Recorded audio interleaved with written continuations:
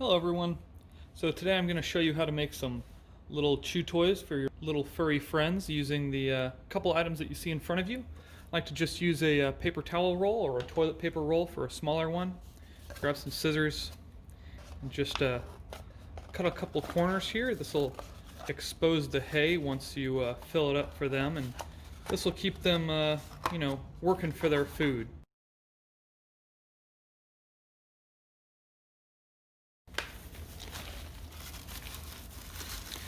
Just shove as much of that hay in there as you can. Once you start getting, one end full, I like to just fold down the corners here.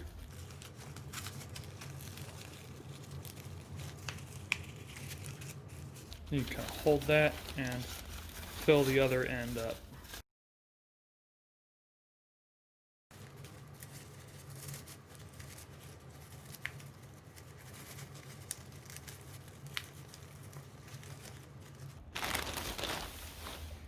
And there you go. Little chew toy for them.